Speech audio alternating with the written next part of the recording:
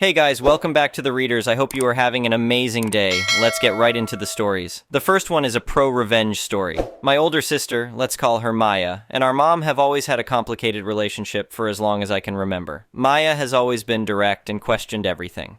Our mom was a traditional Catholic who believed family came before anything else. Some background. Mom was the second oldest of 8 children who immigrated from Vietnam to the US. She grew up in extreme poverty in a rural village and knew firsthand how challenging it was to support a large family. Being the first in her family to finish college, she always saw education as the pathway out of poverty. She helped pay for 5 of her siblings' college education, though only 3 actually graduated and found jobs, and funded several of her nieces' and nephews' schooling back in Vietnam.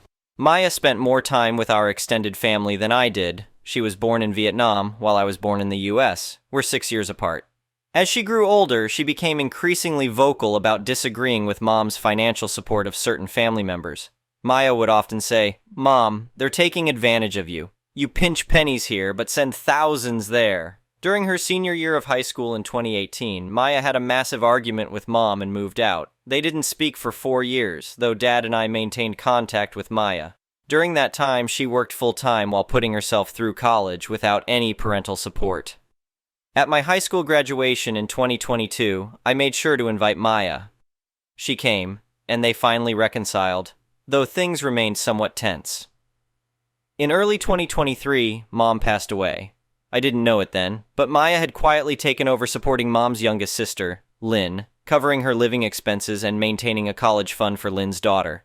Maya also handled all the funeral arrangements and estate matters since Dad was too devastated to function. Last Christmas, Maya and I decided to visit Vietnam. One of our stops was Lynn's house. I had no idea I was about to witness a complete disaster over dinner. After some casual conversation about the weather and local gossip, the topic of Mom came up. Here's how it went down. Lynn: "It's such a tragedy about your mother. We all miss her dearly." Maya: "Yes, we do." Lynn: "Maya, why did you abandon her back then? What kind of daughter does that? So disrespectful. And look at you now, still single, too focused on your career. That's not what a proper Vietnamese woman should be."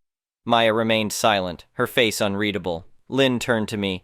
"Don't follow your sister's example. You need to be more traditional. Do you have a boyfriend? You don't want to end up alone like Maya. It's not natural."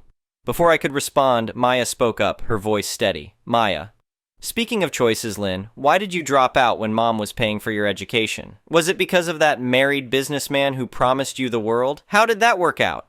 I sat back, knowing Maya's legendary takedowns were about to begin. Lynn jumped up, face red. "How dare you come into my house and speak to me this way?" Maya: "Interesting you say that. This house exists because Mom worked 60-hour weeks for years. The food on this table? That's from the monthly transfers I've been making since Mom died." Lynn: "Get out. I don't need your money or your attitude. I can take care of myself."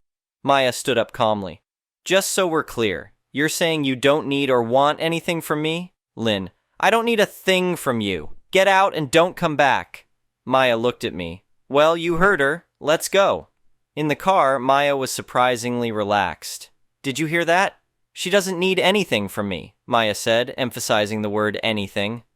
"Oh boy," I replied, finally understanding what was coming. Back at our hotel, Maya canceled all the automatic payments to Lynn's account. We spent the rest of our vacation exploring the city and visiting other relatives who actually appreciated us. Just yesterday, our cousin Kim called to tell me Lynn was panicking about her finances. I immediately called Maya. Maya: "Already? There should have been enough money for at least 6 months. Me: "Did you tell her that?" Maya: "Basic math isn't my responsibility." Me: "Will she lose the house?" Maya: "No, it's fully paid off. As long as she can handle the utilities, she'll have a roof." Me: "What about her daughter's college fund?"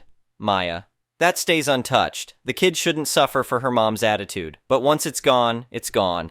I'm curious to see how this plays out, though I doubt Maya loses any sleep over it. As she told me later, sometimes people need to learn the hard way that actions have consequences. The next one is an entitled people's story. I never thought I'd be writing this, but I need to share what happened with my father trying to literally steal my home from under me. This whole situation has been a nightmare, but I'm finally seeing the light at the end of the tunnel. Some background. I'm 27F, and I bought my condo 2 years ago after saving religiously since I started working at 18. I lived with roommates in a cramped apartment, worked overtime, and put aside every penny I could. My parents divorced when I was 16, and my dad remarried a year later to Sarah, who has 2 kids from her previous marriage. The condo is a modest 2-bedroom unit in a nice area of the city. Nothing fancy, but it's mine, and I'm proud of it. I did everything by the book, saved for the down payment, got pre-approved for a mortgage, and handled all the paperwork properly. My dad wasn't involved in any way with the purchase. The trouble started 3 months ago when my dad and Sarah came over for dinner. Everything seemed normal at first, but then Dad started talking about how Sarah's son, Jake, 19, was starting college nearby and needed a place to stay. "You know, honey," my dad said, pushing his plate aside, "Jake could really use this condo. You could rent somewhere else. It would help the family out." I nearly choked on my drink. "Dad, this is my home. I'm not moving out so Jake can live here." "But we're family," Sarah chimed in. "And family helps each other. Jake's father isn't supporting him at all." I stood my ground. "I'm sorry about Jake's situation, but this is my home. I bought it with my own money." My dad's face changed. "Actually, I've been meaning to talk to you about that. You know, as your father, I have certain rights. I helped raise you, put food on the table. This condo should really be in my name." I thought he was joking at first, but the serious look on his face told me otherwise. "Dad, that's not how property ownership works. I bought this place myself. I have all the documentation." "We'll see about that," he muttered, and they left shortly after. I didn't think much of it at the time. I figured he was just being dramatic. Boy, was I wrong. A week later, I came home from work to find my front door slightly ajar. My heart nearly stopped. I called the police immediately and waited outside until they arrived. When we went in, my place had been ransacked, specifically my home office. My filing cabinet was open, papers everywhere, and most importantly, my folder containing all my property documentation was missing. The police took my statement and dusted for prints. The officer asked if I had any idea who might have done this. I didn't want to believe it, but I had to tell them about my dad's recent behavior. "My father was here last week demanding the condo should be his. He said something about having rights to it." The officer's expression turned serious. "Do you have security cameras in the building?" Thankfully, we did. The building management pulled the footage, and there he was, my own father, using the spare key I'd given him for emergencies, walking into my unit in the middle of the day. The footage clearly showed him leaving with a manila folder. I felt sick to my stomach. What was he thinking? What was he planning to do with those documents? I didn't have to wonder long. The next day, I received an email from him with a photo of my property deed attached. The message read, "I'm taking this to court. As your father, I have rights to this property. You can either sign it over to me willingly, or we'll let a judge decide. Don't forget who raised you." I broke down crying, not from sadness, but from pure rage and disbelief. This was not the father I knew, or thought I knew. I immediately called my mom, who was horrified but not entirely surprised. "Your father's always had this entitled streak," she said. "When we divorced, he tried claiming my inheritance from my parents should be his because we were married when I received it." I contacted a real estate lawyer that same day. She was appalled by the situation and assured me my father had absolutely no legal claim to my property. "However," she said, "what he's done is serious. Breaking and entering, theft of legal documents, these are criminal offenses." I filed a police report and pressed charges. I also contacted the county recorder's office to alert them about the situation and get certified copies of all my documentation.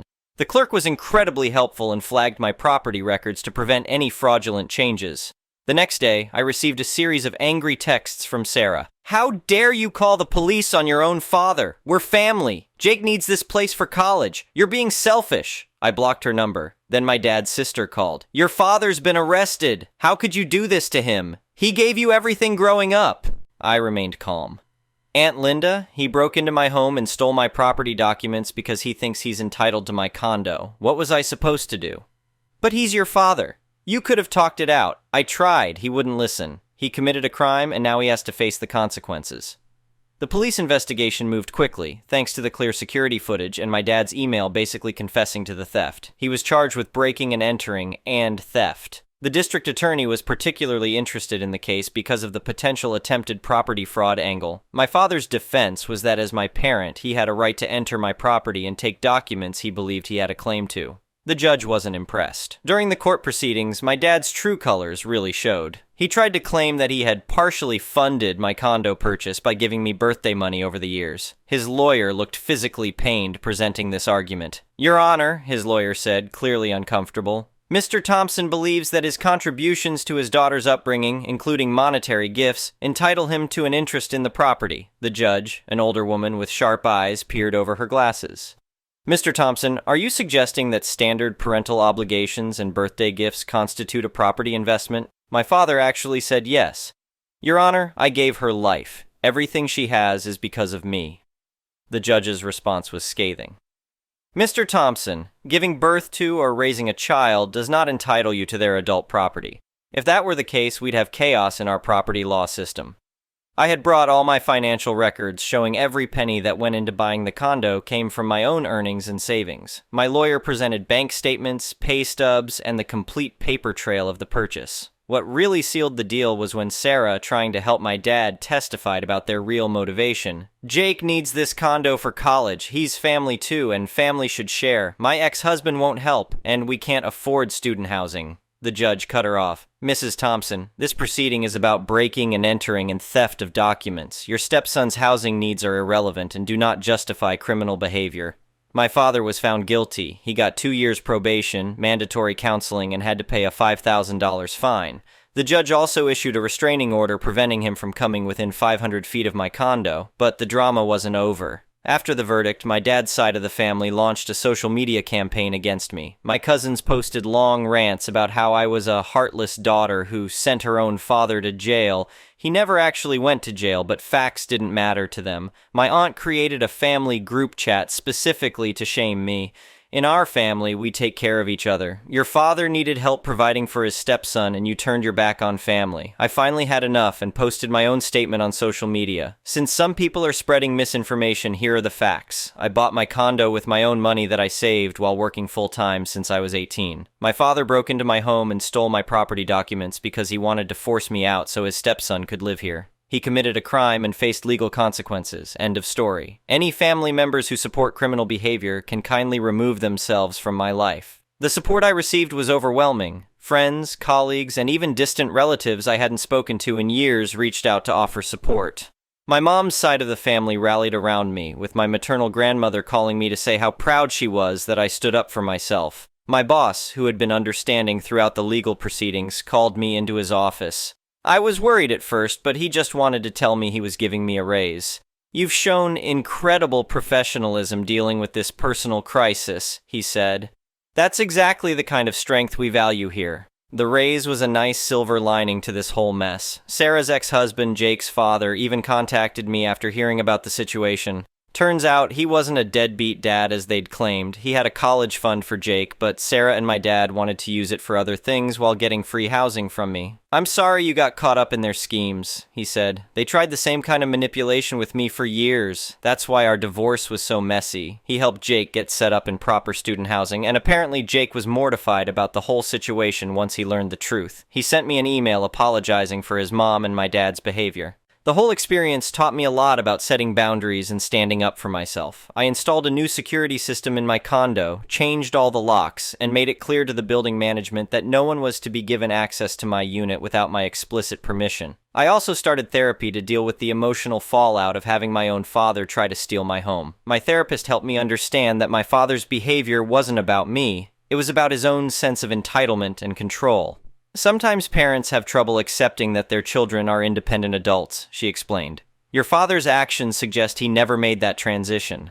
The most unexpected outcome was the close friendship I developed with my next-door neighbor, Maria. She had witnessed some of the drama and started inviting me over for coffee regularly.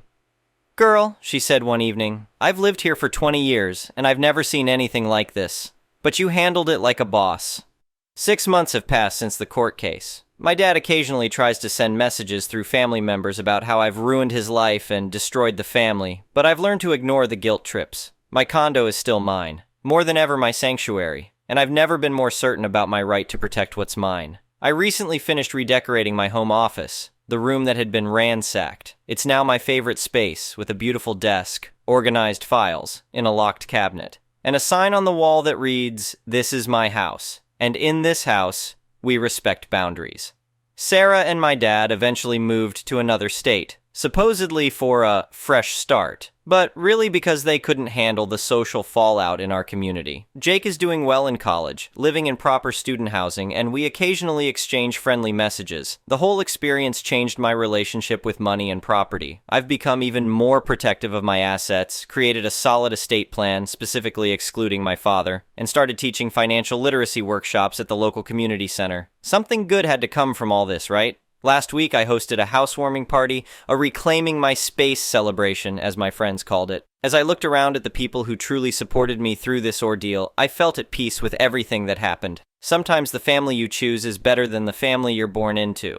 My mom summed it up best. You didn't just protect your property. You protected your right to be an independent adult. Never let anyone make you feel guilty for that. And she's right. This condo isn't just my home anymore. It's a symbol of my independence and my refusal to let anyone, even family, take advantage of me. That's worth more than any property value. The next one is a malicious compliances story. Part 1. The issue begins. I worked at a major tourist attraction during this time, and we got thousands of customers every day. Part of our attraction was outside, and we had expanded part of the outside to accommodate new parts for the attraction.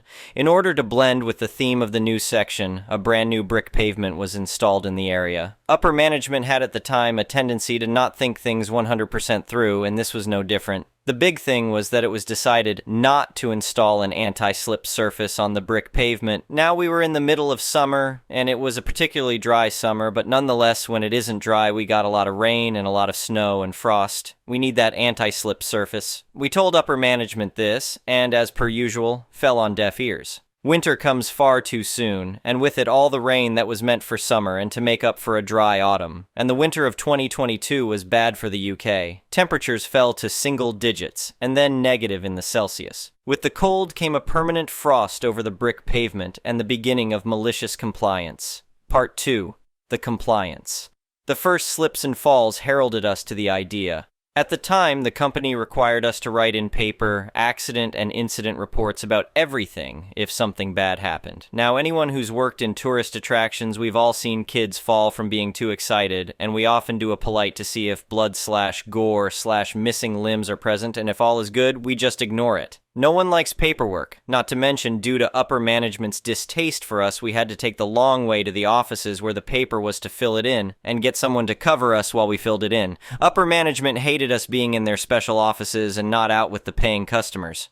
It is worth mentioning in their defense, our lower managers and middle managers were on our side because even they knew what upper management was doing was utter nonsense. So they saw what we were doing and agreed with it. What happened was every single slip that occurred outside on the impromptu ice rink that was the brick pavement we would report. That's about 15, 20 minutes of us in the warmth, not freezing our butts off, writing about how someone had slipped in the exact same manner as the last 10 people, all in plain view of upper management. I like to believe they began working from home more due to us being there in their office. I learned from one of our lower managers that is a dear friend that the stack of reports handed to upper management was measurable in inches. I do not regret saying I was one of the top 3 contributors to that pile. Part 3, the bare minimum response. Upper management finally began to make efforts to fix the situation. They decided to just cordon off the vast majority of the brick pavement with temporary, ugly barriers and put down anti-slip mats to make a path for the parts of the attraction that they wanted visitors to walk in. They thought they had won. We knew better. Anyone who has worked with tourists knows that tourists are a special breed of stupid. Told not to touch the very important items, they will touch. Told to keep their kids near and not let them wander off. I think the record for no lost kids was 4 hours. And so these barriers that everyone is required to respect, well, clearly it doesn't apply to me. Each time we told people not to go underneath these barriers, they looked like deer caught in the headlights. And the barriers were just low enough that kids would duck under and run straight onto the ice and onto their butts.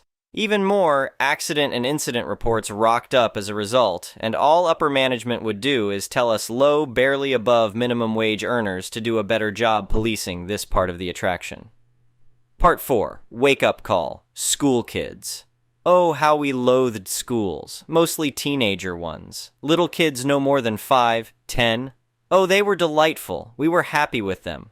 The main reason was because the teachers, who are still responsible for the kids no matter what, actually followed our guidelines. So naturally, we liked the little ones and were genuinely more concerned for them than normal. We all then had our moment of fear when it was reported that a 7-year-old boy had slipped and fallen on the ice, no doubt having been playing with classmates and unintentionally not seeing where he was going. That didn't save his 2 front teeth chipping and a call for our on-site first aid team to come and help with the blood. Luckily, he seemed alright beside the fact the tooth fairy was going to be paying double that night. But for us, lower and middle management, it was the final straw. I wish I had taken a photo of that accident and incident report for posterity, the number of people co-signing it.